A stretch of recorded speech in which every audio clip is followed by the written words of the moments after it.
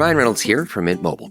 I don't know if you knew this, but anyone can get the same premium wireless for $15 a month plan that I've been enjoying. It's not just for celebrities. So do like I did and have one of your assistants switch you to Mint Mobile today.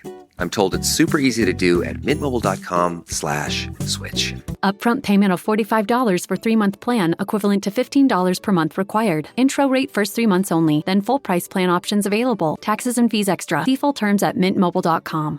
This new year, why not let Audible expand your life by listening? Explore over 1 million audiobooks, podcasts, and exclusive Audible originals that'll inspire and motivate you. Tap into your well-being with advice and insight from leading professionals and experts on better health, relationships, career, finance, investing, and more. Maybe you want to kick a bad habit or start a good one. If you're interested in learning how to master your emotions and hearing scientifically backed advice for using your emotions as a tool, may I suggest Shift by psychologist and bestseller author Dr. Ethan Kross? Trust me, listening on Audible can help you reach the goals you set for yourself. Start listening today when you sign up for a free 30-day trial at audible.com/Wondery. That's audible.com/Wondery.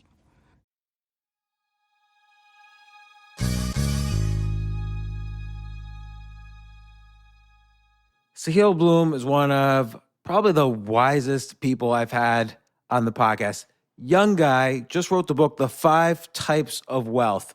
And he's talking about time wealth, social wealth, mental wealth, physical wealth, and of course, financial wealth. And he basically has developed ways for himself and for others, content that he's shared in his newsletter and on Twitter and in this book. He's come up with all these great techniques for increasing your wealth in each of these categories. And, you know, he says things in such a concise and easy way to understand. There is just so much value in this episode. This is another episode I'm certainly going to share with my kids. You know, just as like an example, he almost has like a mathematical way of thinking about these things. Like, for instance, for career success, and this really works for any type of success or any of these types of wealth, he introduces the idea of asymmetry. So what small things you can do that yield really great outsized rewards. So rewards that seem much greater than the small effort that was put in. So an example from career success is like if you always fetch coffee for the boss and you always do a good job with that, the boss is more likely to trust you with bigger and bigger jobs and potentially promotions and higher salaries and so on, because you're the person that delivered and on a very small thing. It required zero effort, but many people don't put in that slightly extra effort in career. But it's the same thing with social wealth, financial wealth, mental wealth. Like, what are those small things you can do that greatly increases your wealth in each category? And again, this is an episode I plan on sharing with a lot of people, but here is Sahil Bloom, the author of The 5 Types of Wealth, a transformative guide to design your dream life. This isn't your average business podcast, and he's not your average host. This is the James Altucher Show.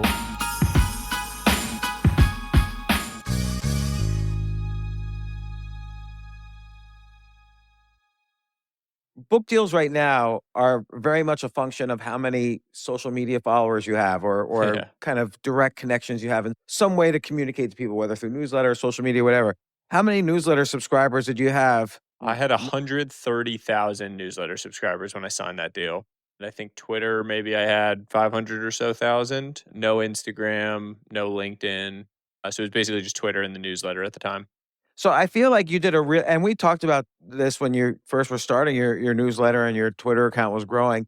Like, I feel like you made a very concerted strategy to build social media, do newsletter, get book deal, have career. I mean, you already had, like, you had been involved in venture capital and other things, but like, that's how people know you and I appreciate that. I feel like 10 years ago or more, I was doing that strategy. What did you do now would you say, what were the most successful techniques? And then we're going to get into your book, and I already did an intro about your book. But what do you think were the most successful techniques you used to kind of build this career for yourself? It's interesting. I often think that success stories are these like ex post narratives applied to a chain of events that actually didn't really have a narrative attached to them. I sort of, if I'm being totally self aware, feel that in the context of my own sort of trajectory. Like, I think it's very easy now to look back and say, okay, yeah, when I was working in private equity, I decided I was going to be an author and I was going to make a career. And so I started on Twitter, then I launched a newsletter and I grew it, then I signed a book deal, then I did these things. But the reality was, there was no clear strategy to any of that. I very much followed my own sort of energy and then what I was actually being pulled towards by customers, by an audience or by the people that were finding value in the work that I was putting out. And so Twitter was the first because it was the lowest lift. I was still working full time, creating content there. At the time, there was a clear arbitrage around longer form content on Twitter, the thread format, quote unquote, which at the time was brand new, didn't really exist. That drove a bunch of growth. From there, it was very effective and easy to drive people from the longer form content on Twitter to say, oh, I'm going to go deeper on these topics that are inherently surface level on Twitter in this newsletter. Sign up here. You could just kind of port people over in significant quantities. And so I sort of scaled the 0 to 1 phase of the newsletter by driving people from Twitter over there. That was in 2021. And then threads got saturated. They became this like meme. Everyone was doing them because they were effective. Like any market, they get exploited. They no longer work. Yeah, it's almost like a joke. Like everyone's out there saying, I read 275 hours of the Quran, so you don't have to. Or here's the 5 things I learned.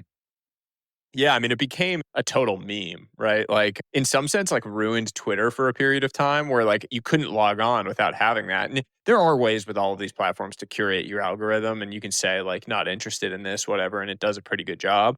But the prevalence of them, I've always thought that these things just follow markets. And so when people view there as being an opportunity or an arbitrage, everyone rushes into that. It squeezes the opportunity out and no longer exists. Those kind of things are much less prevalent because they don't have the same growth impact that they did before. But at the time, they were effective, drove people over to the newsletter. The newsletter I was just writing because I really enjoy writing. It's how I think clearly is by writing. And it was exploring topics that I was interested in, exploring things that I was wrestling with personally on my own journey, especially as I was transitioning in my own life into this new world, as we were having a kid. I was starting to wrestle with all of these different things in my life that I'd never wrestled with, these sort of universal questions. And that process and writing of the newsletter and the growth of that was what started to spark the idea of, okay, everyone keeps asking me, when am I going to write a book to go even deeper on these concepts? That seems like something that I would really enjoy doing, a big, meaty project that I could really take on and enjoy. And so I sort of got pulled into it from there. And, you mentioned how threads were saturated on Twitter. But another thing that I feel was saturated, but you succeeded in overcoming that, was kind of this sort of self-help style content. Like, I feel like, again, I was doing that much earlier, like in like, let's say 2010 to 2015 on Twitter, which led up to my, one of my books. But then I got tired of it because I felt like everybody was doing self-help style content. But yours really stood out. I mean, that's why, you were on the podcast, and whether it was 2021 or 2022, we can't remember. But yours really stood out. And like, so there's 2 aspects of that when I look at it from outside. There's a skill aspect, like you enjoyed writing, and somehow you develop even a tweet, like a good tweet could take hours. Like there's a skill involved, and a good thread even more. And so there's a skill aspect, but there's also a kind of a personal journey aspect. Like you said, what the content you were exploring was stuff that was happening in your life. Like, what do you think had your content stand out? I think that there's an element of people being able to relate or see themselves in the things that you are talking about and the way that you're talking about it. And I think that that goes beyond something that is definable to how someone can relate to the person that they're reading the content from. It basically says that the same exact piece of content from, from an anonymous account versus from your account will perform better under your account because the person feels like they can see themselves in you in some way. I think there's an element of that for people that are sort of within my life stage or age cohort. I'm not doing the, standing in front of private jets. I don't live my life that way. I don't have that kind of money. My life sort of in some ways feels relatable, I think. And so when I'm talking about it, when I'm wrestling with these different topics, there's an element where people just feel like they can connect with it in sort of like a guy you might be able to have a beer with type way. The other piece, which I just think about all the time, is the vast majority of self-help content is about answers, and it's about forcing one specific answer down your throat. Generally speaking, the reason for that is because the person that's forcing it down your throat has something to sell you on the back end of it, meaning they have a course, they have a mastermind, they have some offer where they're like, here's the answer. So you want to get in shape? Well, here's the only way to do it. Here's the answer. And then, by the way, you can buy my coaching thing, whatever it is, or here's the only way to make money, buy my, course on how to do that. I have taken a completely inverted approach in my own mind, which is I am all about questions. And I really want to help people ask better questions. My fundamental belief there is that maybe that is a slower and longer term approach because I think you can grow faster and reach more people fast if you take a very clear angle and answer to the entire problem. But I think that the questions are universal. And so my belief is that with questions rather than answers as the focus, I can connect with an 80-year-old reader just as much as I can with a 15-year-old. So a couple of things I want to dig on that. And I'm asking this almost selfishly. I'm curious now I know what I like when I read content, and I agree with you. It has to be relatable. It has to be, oh, this is a real person and not someone just trying to kind of farm engagement for some ulterior purpose. I strongly agree with you on that. But what do you mean specifically? What are specific questions that you found that surprised you even, that you found you were asking for in your own life, but many other people were relating to it? I think one of the biggest ones has just been around wrestling with the nature of time as you reach these different inflection points in your own journey. And I think they happen at a variety of stages in your life where you have this recognition that time is no longer the sort of permanent, infinite asset that you thought it was in your youth. And you come to terms with it in a variety of different ways that your time is very finite and very impermanent. Why did you realize that? I'm older than you, and I Yeah. feel like I have infinite amount of time left. Health I don't know things in why the I feel that family. way. It's just I Yeah. don't think about age at all. I maybe have not thought about it as much with myself as I have with seeing this juxtaposition of the newness of my son's life with the aging of my parents. And that was a really challenging thing at first. Just seeing that, there was so much youth and beauty and excitement in my son's birth.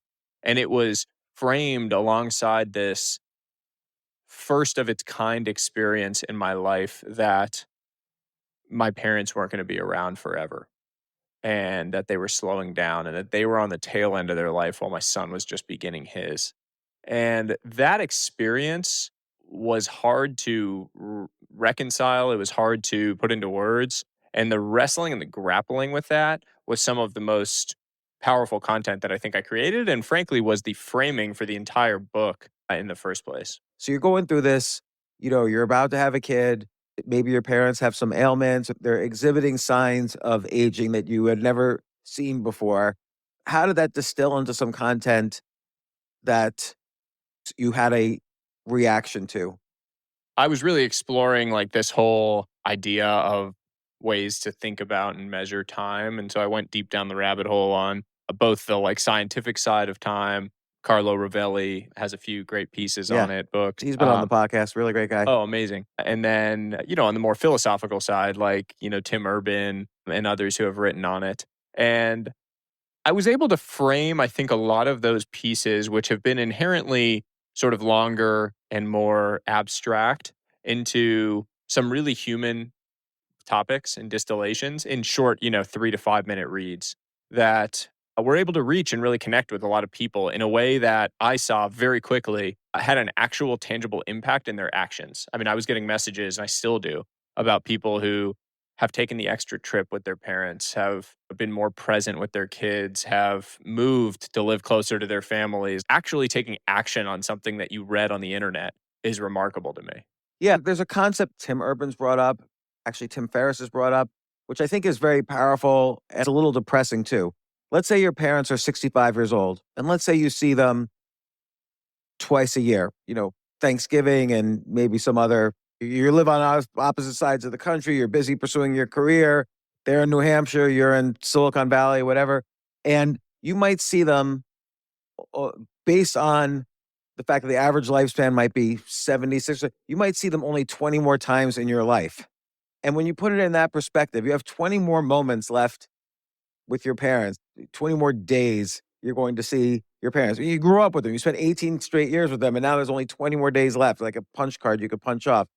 I think looking at time in that respect is very powerful. For me, I put that in the perspective of my kids or friends or whatever. I think that is a very powerful concept that you have reminded people of, and kind of a lot of your content is around that idea, including in this book.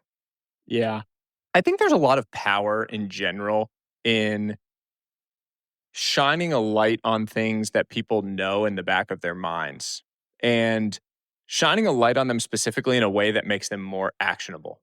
Like, I tend to think in general, like if if I hear pushbacks on things that I share, whether in the book or in any content, the most common pushback is like, oh, well, this isn't new. I've heard this before. I totally agree. Like, I don't walk around saying this is the most novel, craziest, brand new idea in the world. That's not my thing.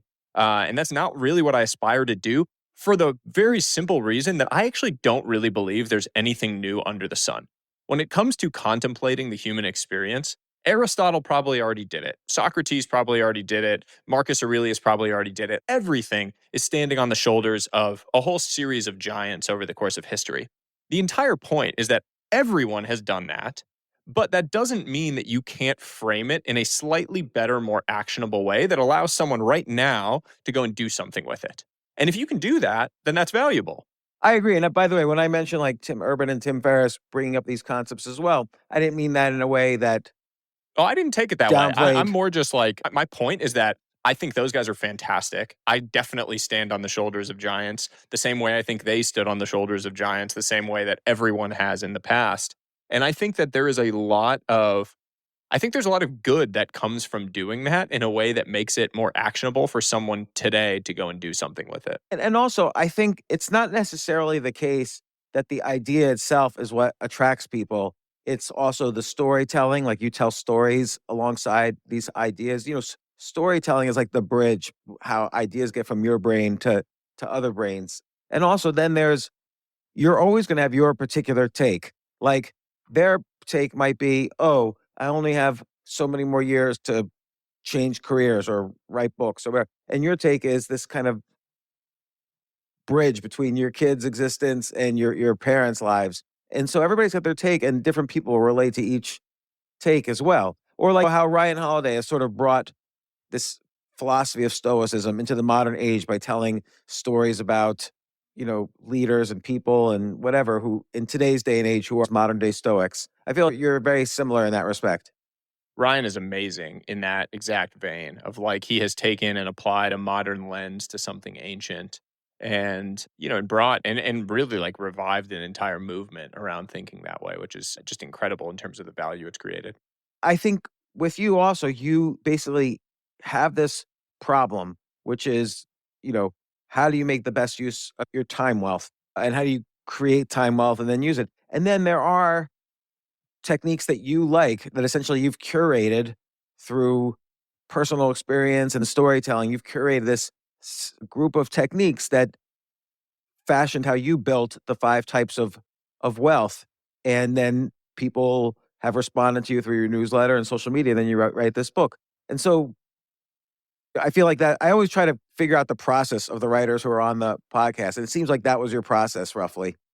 Yeah, I have, had the great fortune of having this very fertile testing ground for a lot of ideas over the course of the last 3, 4 years, both with Twitter, the social media platforms, but also with the newsletter.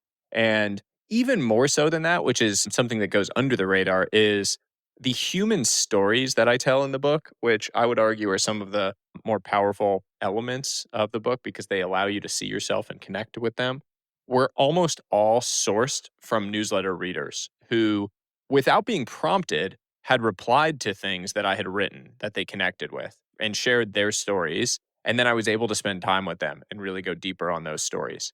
So the newsletter became this like luck magnet of sorts for attracting these incredible human stories into my worldview. Take a quick break. If you like this episode, I'd really, really appreciate it. It means so much to me. Please share it with your friends and subscribe to the podcast. Email me at altucher@gmail.com and tell me why you subscribed. Thanks.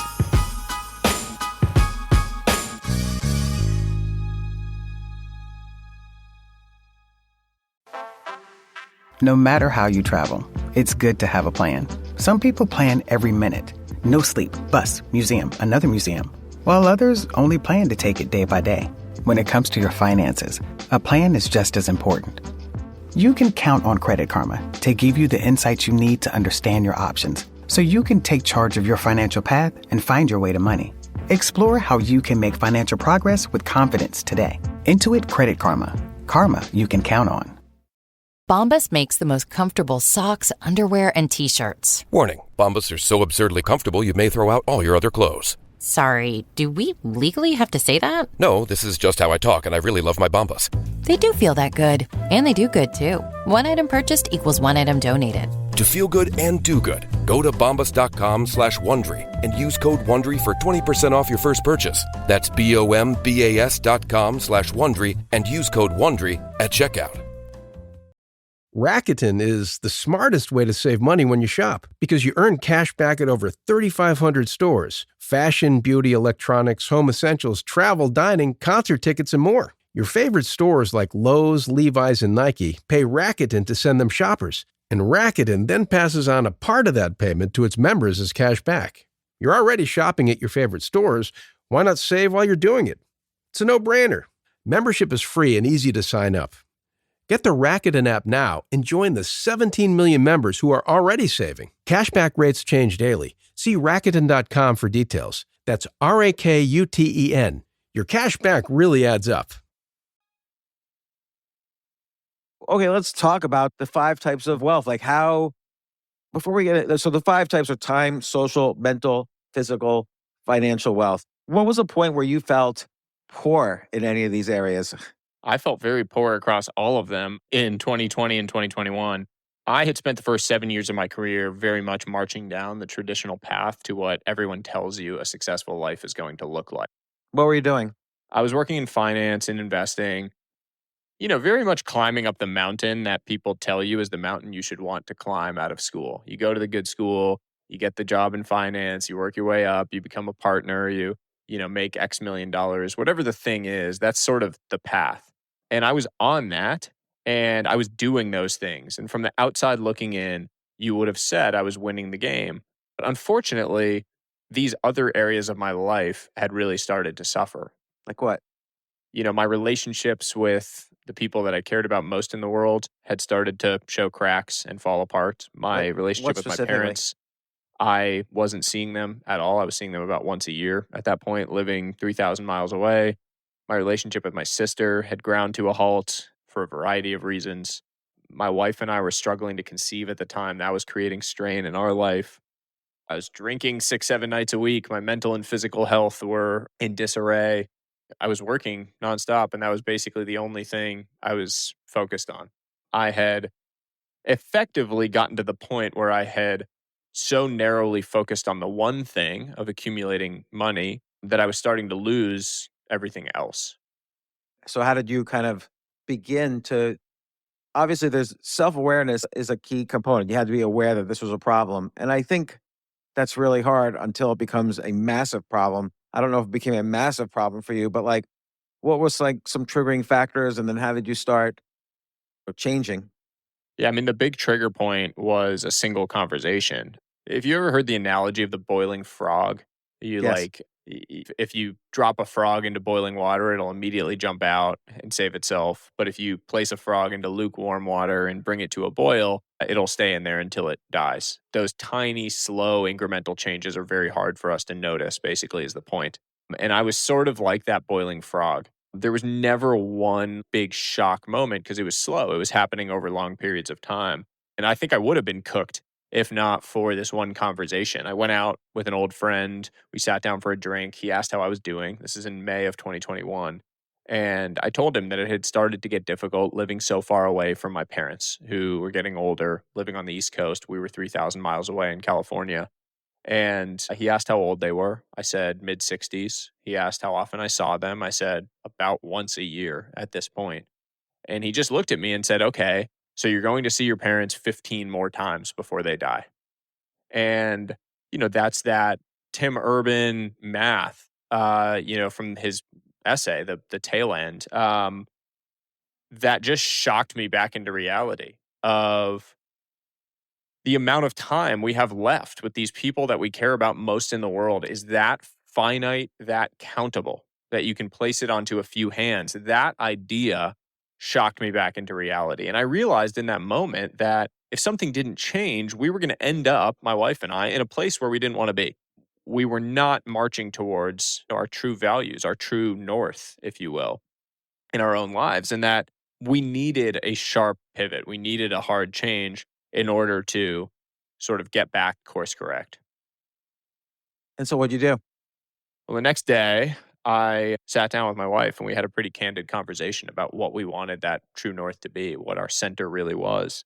And within 45 days, I had left my job. We had sold our house in California and we'd Wow. moved 3,000 miles across the country to live closer to both of our sets of parents. When you quit your job, were people saying, are you crazy? Once you leave, you can't get back into this. People just thought I burned out. I mean, I explained the rationale around family and wanting to live closer. Originally I just thought I would go work for another firm sort of like that on the East Coast. And so it wasn't that shocking of a change. But I think for the most part, people just assumed like, oh, he kind of burned out. He'd been working here 7 years. Time for a break. I didn't go to business school. That happens, right? People do that. They travel around the world for a year because they burned out. That decision was sort of the spark that changed everything because in that moment, we had taken an action and created time. And there was a realization there that like that number 15 more times before they die is now in the hundreds. We took an action and now my parents, I see them multiple times a month. They're a huge part of my son, their grandson's life. We had done something and actually created time for the things that we care about. That was sort of the spark that really brought to the fore in my mind this idea that you can take action to build your life around the things that are your priorities. You can actually redefine what success looks like to you, what a life of wealth looks like to you. By moving 3,000 miles away and being close to your parents, did you reduce expenses? And plus you had savings from selling the house? Financially, I'm trying to think back to what the actual approach was. So when I moved, I had started the newsletter. There was some early seeds of some businesses that were starting from this kind of like side things. So from an actual income perspective, I still had some income. And actually, once I told my firm that I was leaving, that I wasn't going to be joining a competing firm, they originally thought I'm going to join a competing firm. Obviously, then you kind of have a hard break. But I wasn't doing that. I was going to explore this new opportunity, these creative, pursuits. I stayed on as an advisor to the old firm. So I still had income as well from that for a few board roles that I had previously held. So you were on the private equity side, you really were on like partnership track. Like you were on boards of companies that they had invested in. I was on 4 boards at the time. That's a lot. I was on 4 boards and I stayed on those 4 for another 12 or so months, as long as I was still, remotely valuable. And then at that point sort of started to graduate off them. But I was very much on the track. And frankly, it was a great firm, great group of people. I really love a lot of those people. We still have great relationships. It was very much on me. Like I don't even know how to describe this. unless you've experienced it, that I had grown so narrowly focused on money being the path to me feeling good as a human being. Like I had all this insecurity built up in me from my years of childhood and my early years of my life that I kind of thought that money was the external solution to the internal problem. That I was going to wake up one day and feel good about myself when I made X million dollars or when I got whatever the title was, or if I got Forbes 30 under 30. And I was chasing those summits thinking like, okay, here's the arrival. Once I hit that, then I'm going to have arrived. There's this great quote in the movie Cool Runnings that I talk about in the book where the coach of the team says to one of the players, a gold medal is a wonderful thing, but if you're not enough without it, you'll never be enough with it. That was very much the story of the path that I was on, not realizing that, yes, the gold medal, whatever, the title, the number, the bonus, whatever the thing is, it's a wonderful thing. But if you're not feeling like enough without that thing, you're never going to feel like enough with it. Yeah, and like also you were working in the business of money. That's in private equity or VC or hedge funds. It's basically money is in every conversation. I remember myself being in the hedge fund business. When you run into people who are, let's say, at another fund or did some deals, one of the first questions my buddies and I would always say, okay, what's he worth? What's his, well, is he at 100 million? Is he like, that's a big topic of conversation, is how much everybody is worth. So it becomes part of your mental hierarchy of where you stand in that as well. Yeah, I mean, it's sort of societally, it is the default scoreboard that we all use. You like walk into a room if you go to a cocktail party, and there's sort of this like natural hierarchy that has formed in everyone's mind of like who has done the best, who's the most successful, and the success is just measured in terms of financial success. The whole point of what I'm trying to get across is that you can actually create your own definition of success. You can opt out of that decision. And that I think most people would be a lot happier and a lot more fulfilled if they did opt out and if they created their own definition. In the chapter about mental wealth, which I want to ask you to define, you talk a lot about purpose and finding your purpose. And I think this is really hard for people, particularly when they're young, not only because of their youth, but because there is no one purpose necessarily that someone has. But how would you, and you describe some techniques in the book, but when you move 3,000 miles, you're without the job, sure, you're going to see your parents more and you're going to raise a family. But how did you go about kind of figuring out what you should move towards now that you weren't moving towards partnership at the firm? Like that was this huge hole. You had a huge hole before of time wealth, lack of time wealth, but now you have another huge hole, which is you got to find kind of career purpose. Yeah, I believe that a lot of value comes from understanding and following and leaning into your energy in those periods. Like, what are the things that are actually sort of pulling you towards them? And I create this map in my mind of what are the activities that are high competency and high energy, meaning I'm very skilled at them. They feel sort of easy to me. And I get a lot of energy out of doing them. Those activities are generally speaking things where you are going to do very well. And whether that do very well it's financially lucrative or whether it's societally useful or whether it's meaningful to you, whatever it might be, you are probably going to achieve one of those, or if not more than one of them within that realm, within that sort of part of a 2x2 matrix, if you will. I sort of explored that. I created, I call it now my pursuit map. But I thought about what are those things that are really high energy for me, meaning I feel pulled towards them. I feel lifted up. I feel this kind of intrinsic interest and want to lean into those things. And I feel high competency at them. I feel like I could be one of the best in the world at this thing.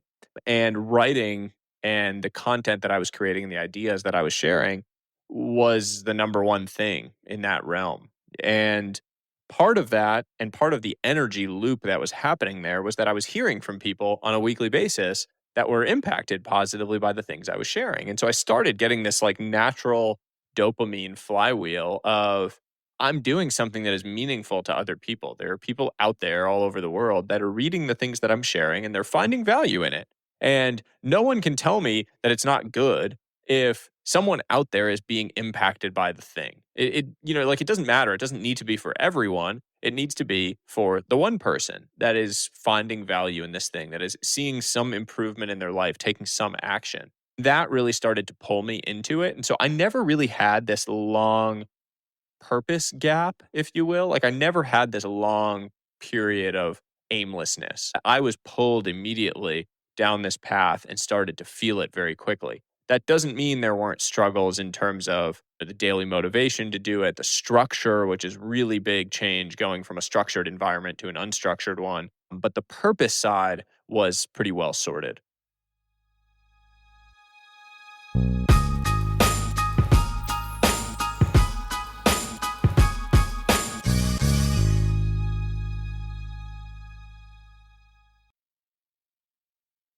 If you were to talk to someone who's like a 24 or 25-year-old person who's waiter or waitress somewhere trying to figure out what they need to do with their life, they got some useless degree, what action could they take today? What could they start to do? I would start to map that out. I would make a 2x2 grid of energy on one axis and competency on the other axis. I have this in the book in the mental wealth section, this grid.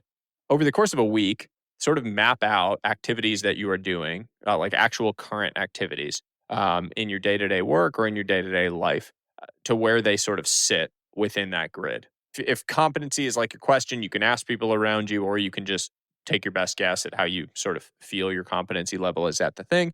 And then energy, get a feel for what are the things that you really feel pulled towards versus that feel draining to you in your life. That starts to narrow you in on the types of activities that you're going to want to lean into long term. There is an assumption that they haven't been already drained by, 12-hour shifts till 4 a.m, trudging home, trying to sleep, waking up, going to the next shift. Like sometimes people get depressed and they want to find a purpose, but they just have no clue even how to ask those questions. Then nothing draws them. Nothing Yeah, pulls them. I don't think, by the way, like your purpose doesn't have to be your work. I think there's like a default incorrect assumption that most people make that like you have to find a purpose that is your work. I personally actually don't define my purpose around my work. I really think my purpose is to create ripples in the world, just in whatever form that may come. That could come through family actions, that could come through writing that I do, that could come through sort of anything that I'm putting out. I would say my highest order purpose is to just provide for my wife and son.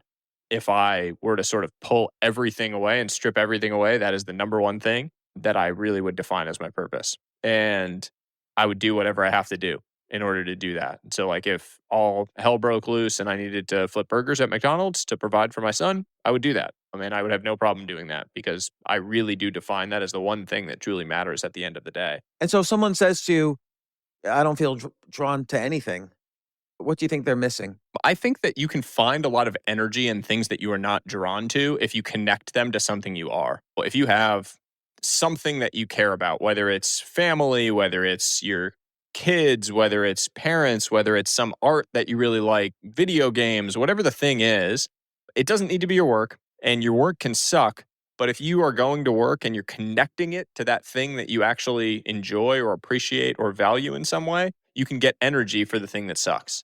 I spent time with this guy that's a factory worker during my book research process. He puts together widgets on a factory assembly line for 10 hours a day. He hates his job. Zero, there's not an enjoyable set of work that he's doing. It's monotonous, it's boring, it's long hours. But his purpose, as he defines it, is to be the father that he never had and to provide for his boys in a way that he didn't feel his father did for him. And every day when he goes to work, he connects to that purpose. He views the work that he is doing as in service of that higher order purpose. He's able to actually fulfill that purpose through doing this thing.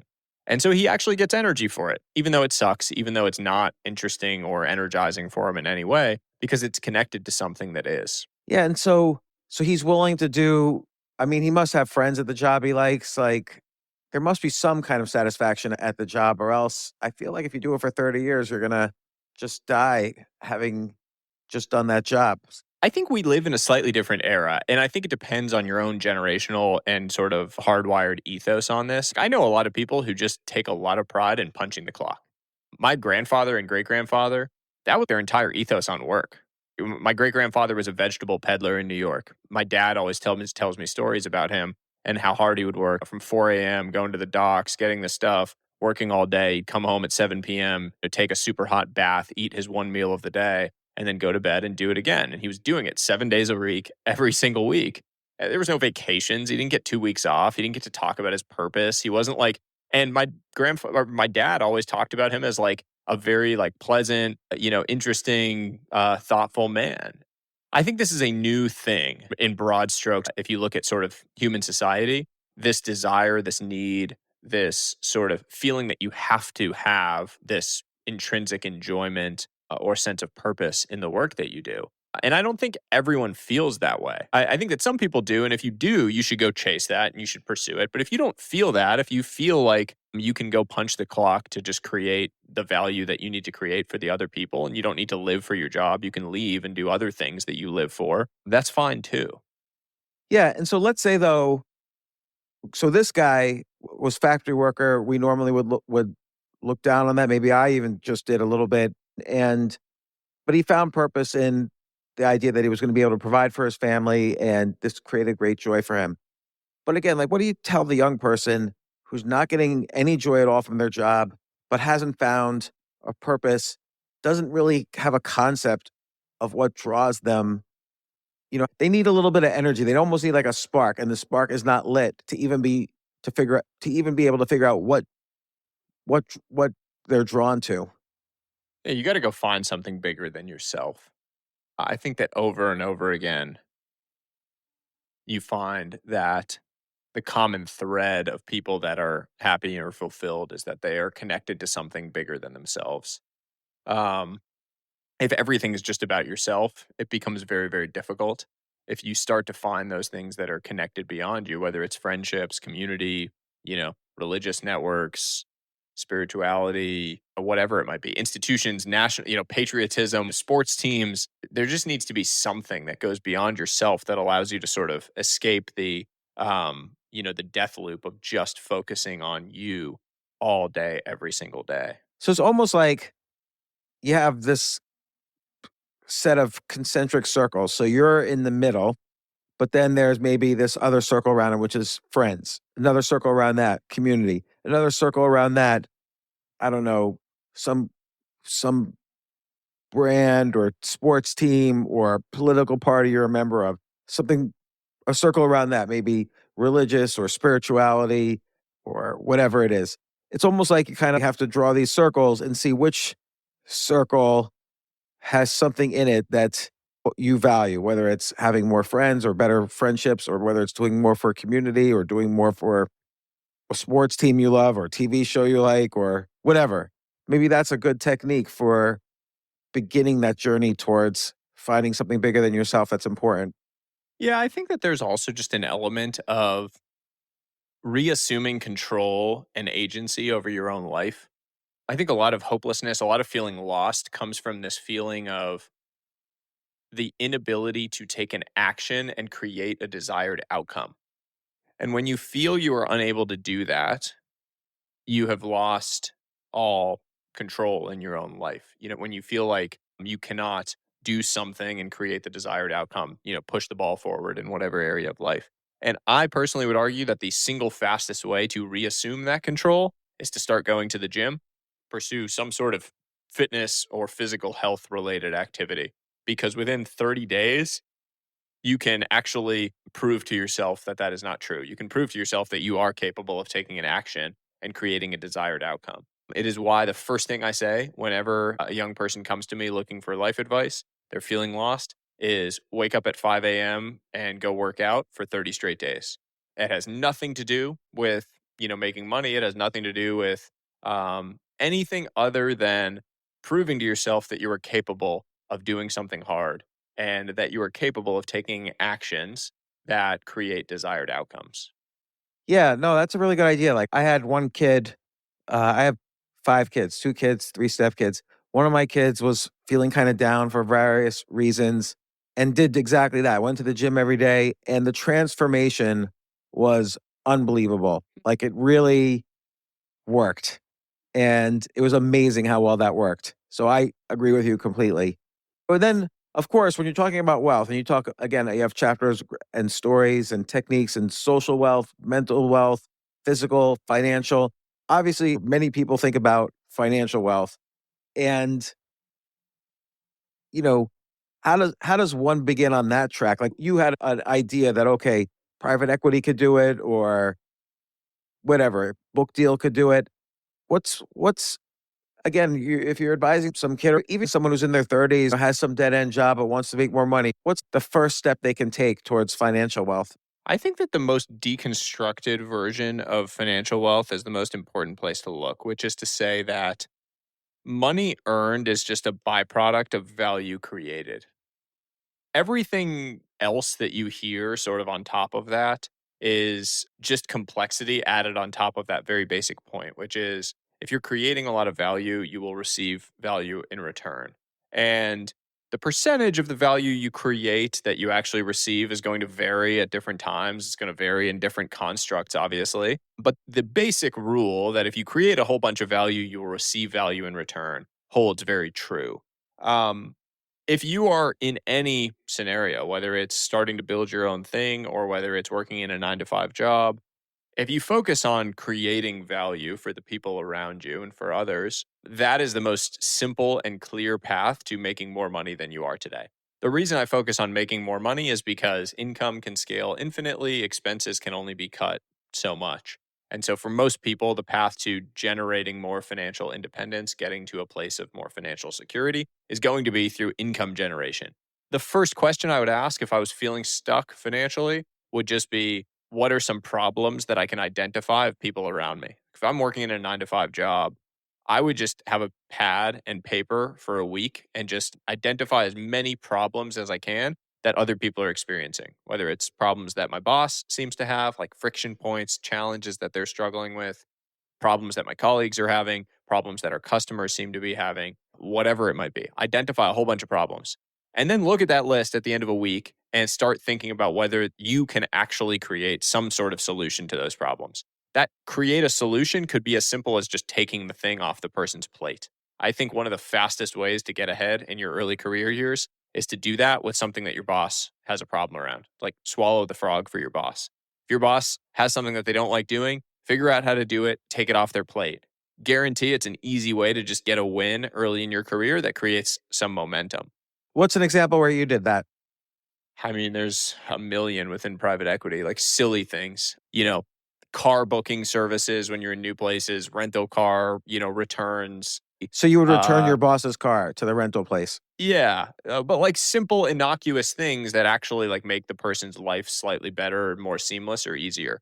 The rationale, by the way, is not that you're going to get like paid directly for that. It's that then that person trusts you and wants to have you around more. So like if you do that on one trip, they have in their mind that you're like a good person to travel with. And so then you get pulled into the next deal and you're around for the next deal. That might be the opportunity that actually leads to something in the future. It has nothing to do with the car return or the coffee that you got or Right. the notes that you took, the thing that you sent around, whatever the thing might be. It is much more about what that actually implies and the ripple effect of that in terms of the opportunities that you get in the future. The point, though, of all of this with creating value is like very few people actually think to take the initiative to do that. So, in a 9 to 5 job in particular, almost no one is going to take the time to go above and beyond what their actual job description is. So, if you do a little bit more, you will be handsomely rewarded. Like that 10% more can actually generate 100% better outcomes if you play it out over 5 years. It's really true. Like most people do not do the slight extra you can do. And they have all sorts of reasons for it. Or one being maybe they don't think of it, but even when they think about it, they have all sorts of reasons why they don't do the little bit extra. And it's so easy to do to create, like you say, enormous value. 10% more could provide 100% more value, whatever 100% means in that context. But it's very true. And I've noticed that with anyone I've known who's succeeded. It's those initial stages of success are not hard. Like you say, it's getting the coffee, returning the car, whatever. Yeah, it's sort of like the mental model for all of this. Look for asymmetries in life.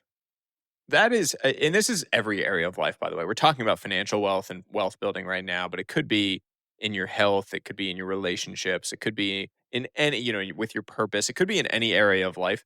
Try to find the asymmetries, meaning the places where you can deploy a smaller unit of input and generate significantly outsized output. This is one of those areas.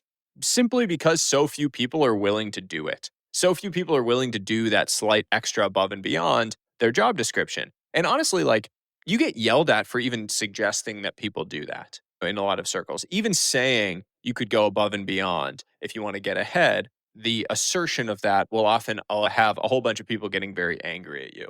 The reality is that your Why is job that? description, it's the online ethos. Yeah. I don't know. I've said it before, and I've had a bunch of people send me mean messages and replies to sit like that. Basically, like this idea that like, okay, your job description is your job, and that's all you have to do. And I totally agree with you. Actually, that's true. And if you do that, I can guarantee if you do your job description very well, I can guarantee you will continue to have a job. Assuming something bad doesn't happen to the company, you will get promoted probably on a normal time scale. You will get your annual like inflation pay raise over time. But if that's not what you want, if you are trying to generate a top 1% outcome, or you're trying to break your family out of a paycheck to paycheck cycle, or you're trying to accelerate your trajectory, then you have to do more than what the normal person is going to do. That just makes sense, right? You have to do more if you want to achieve the more outcome. And that requires sacrifice. That required the cost of entry to that is doing something that you don't want to do, which is going to be putting in more time, more effort, more energy to put in that additional set of units of input that create the output that you want. But the point is that it is an outsized reward relative to that input. And that's what people don't realize. They think, oh, okay, well, I'm going to do this and I'm not seeing anything yet, so it wasn't worth it. But you don't know what the payoff is. It just takes a little bit longer. And then all of a sudden you see it. You're like, oh my God, I can connect that to that tiny thing that I was just willing to do, that I got pulled into this stuff, that I was there, that I was in the room where it happened in that moment because I was the person that sent out the notes so that they wanted to have me around. Yeah, that's really interesting. And it's a really good, concise way of putting it.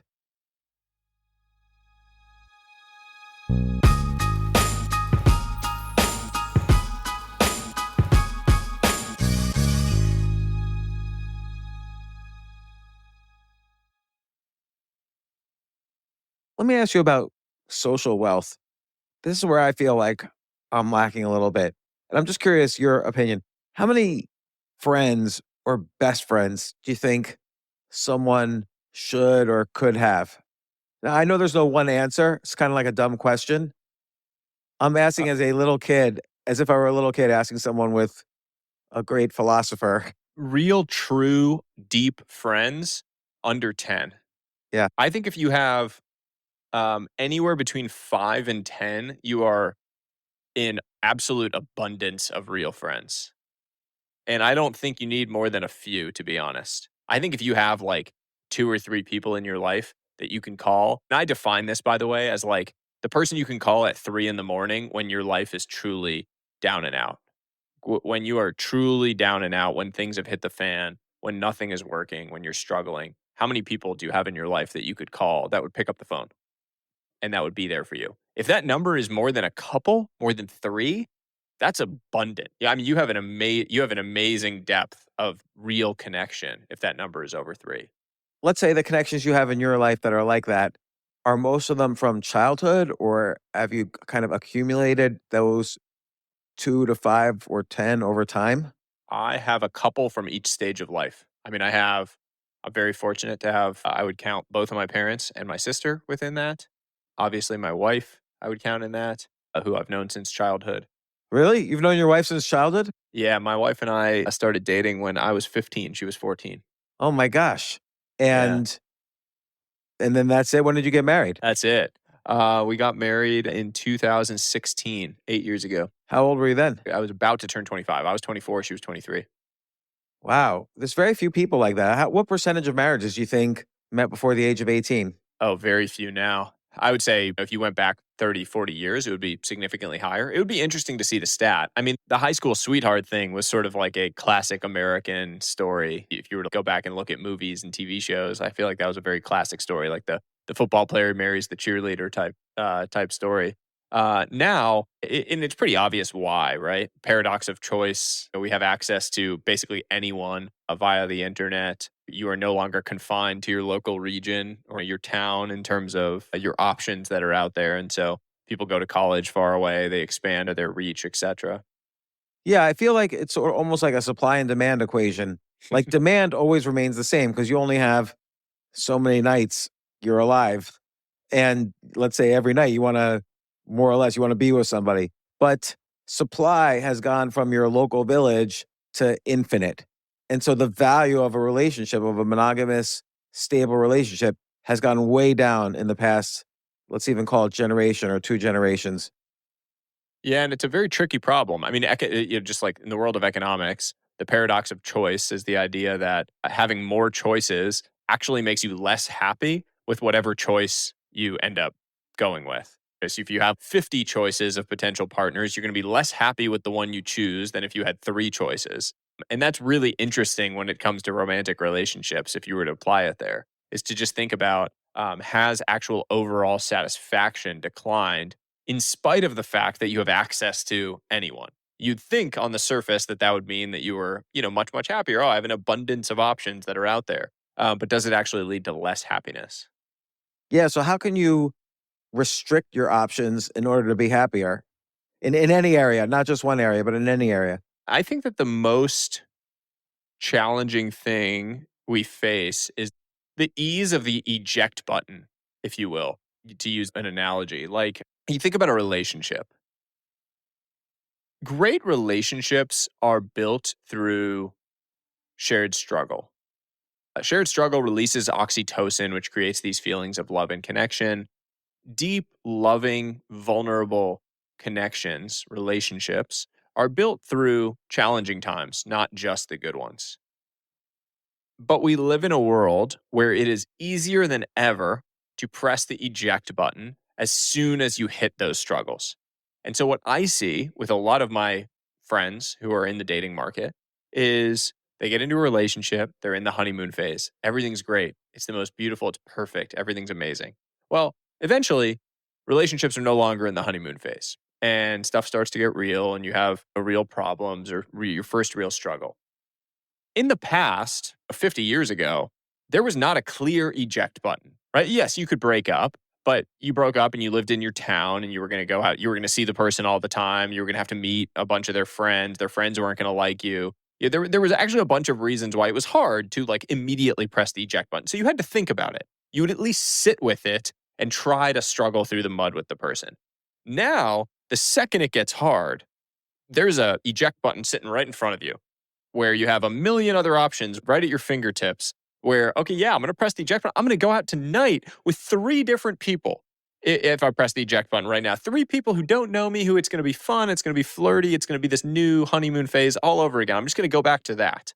And so you chase that instant gratification by pressing the eject button. But what happens if you do that over and over again is you never actually endure the challenges that lead to the depth of the relationship.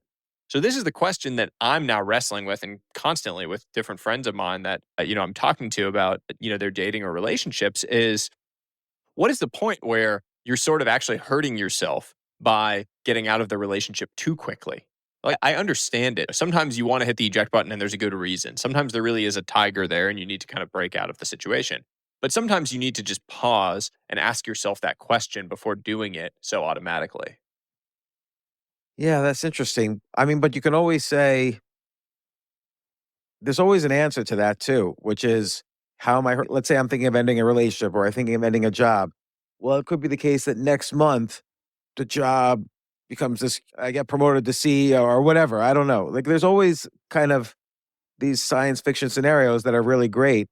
If you ask, well, what if, how can I be hurting myself if I eject too quickly? But I guess you just have to be very realistic with yourself. I think it's realistic. I think more than anything else, this is about pausing before making decisions. Most of us never take the moment to create space. And I talk about this in the mental wealth section of the book, this idea of space. And Viktor Frankl wrote about it originally that space is where we get our power as humans. It's the space between stimulus and response where we can actually choose our response. And when everything is so easy and at the touch of your fingers, the implication is that we are anti-space. We go straight to that state, straight to the response because we can. It's sitting right there. It's very, very easy to go and do. And it no longer has friction. And the pause is really where the strength lies. There's this old fable of, it's called Three Men Make a Tiger. I don't know if you've ever heard this. No. That like minister comes to the king and he says to the king, if I were to come and tell you that there is a tiger inside the market right now, what would you say? And the king says, I would say that's ridiculous. And then the minister says, what if I told you that two people were saying there's a tiger in the market? The king says, well, then I would start to question it. He says, what if three people said it? And then the king says, well, then I would believe there's a tiger in the market. And the point is, the more something is repeated, the more we immediately default to saying, okay, that thing must be true. Even if it feels ridiculous, we're just going to say that it's true. These things that continue to get repeated. The lesson with that is not to just reject things that have been repeatedly been said. It is to pause before deciding. Because sometimes three people say there's a tiger in the market because there's a tiger in the market. Sometimes three people say there's a tiger in the market because everyone is being delusional, and we actually would benefit a lot from just questioning the assertion in the first place. That applies to sort of everything. Like any story you're telling yourself, anything you've been told about the exact path to achieving the life you want. We just need to create more space and pause to question these things along the journey. That is great advice. I've noticed throughout this conversation and earlier conversations we've had, one of your key skills is you have a very concise way of, posing these questions and answering them. It's very, very logical, rational, almost simple way of kind of answering these very complicated and deep questions in our life. And I think that's why, one of the reasons why your content has done so well, why this book is so great. I mean, you're like 6 weeks on the New York Times bestseller list now as we speak. I appreciate that. It's a very valuable skill. I feel like I don't have that. Like I have to rely on insane kind of storytelling in order to get my point across, rather than just get my point across. Someone once referred to it to me as gisting, that I was good at gisting. Like I was very good at like taking something and like giving you the gist of it in a way that is like immediately like short and actionable.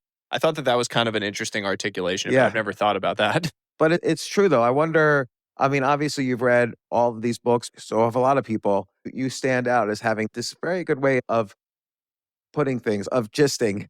I'm going to start using that word. And I think, again, I mean, the book is The 5 Types of Wealth, a transformative guide to designing your dream life. And it's about time wealth, social wealth, mental wealth, physical wealth, financial wealth, all of these things that are so critical for our well-being in life. Well, Sahil Bloom, once again, thank you for coming on the podcast. I always learn from our conversations and then apply them in my own life, which is why I've been a subscriber of your newsletter probably since you started it. So when did you start? You have been a real one. You have been a real OG, a podcast subscriber, a newsletter subscriber, rather. Yeah, I have them since, I'm sure I've had them since day one. So you barely had a newsletter. So congratulations on everything. And I can't recommend this book enough, The 5 Types of Wealth by Sahil Bloom. Good luck. Come on the podcast anytime. I really appreciate it. I appreciate you. And I'm looking forward to spending time in person, hopefully this spring or summer. Yeah, definitely.